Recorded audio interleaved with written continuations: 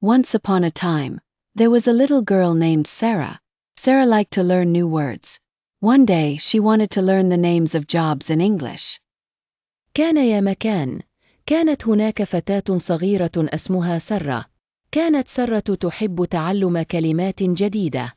في يوم من الأيام، أرادت أن تتعلم أسماء الوظائف باللغة الإنجليزية.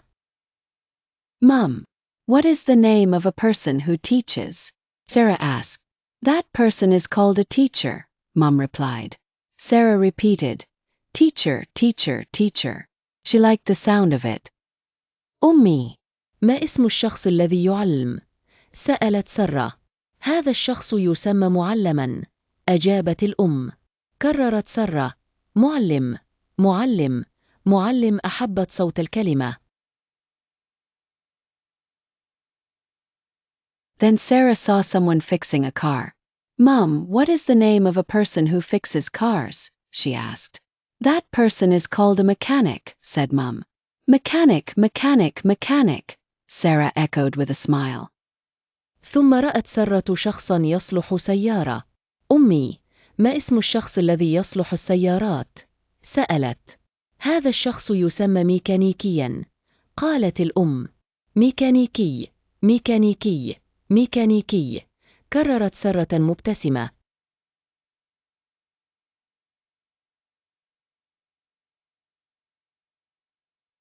Sarah and Mom walked to the park, where they saw a person selling flowers. Mom, what do we call a person who sells flowers? Sarah inquired. That person is called a florist, Mom answered. Sarah sang out, florist, florist, florist.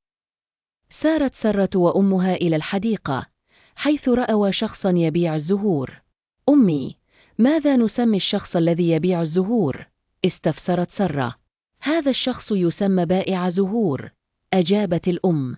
غنت سارة، بائع زهور، بائع زهور، بائع زهور.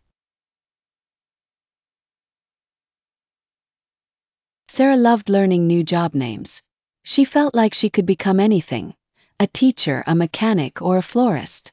Sarah's mom said, Sarah, you can be anything you want when you grow up. أحبت سارة تعلم أسماء الوظائف الجديدة. شعرت أنها يمكن أن تصبح أي شيء، معلمة، ميكانيكية، أو بائعة زهور. قالت سارة، سارة، يمكنك أن تكوني أي شيء تريدي عندما تكبرين.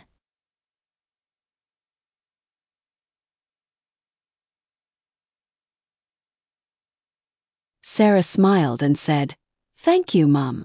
She was happy knowing all these new words. Then, this story helps beginners learn English job names. It's fun to say new words 3 times to remember them better. ابتسمت سارة وقالت: شكراً، أمي. كانت سعيدة بمعرفتها كل هذه الكلمات الجديدة. النهاية: تساعد هذه القصة المبتدئين في تعلم أسماء الوظائف باللغة الإنجليزية.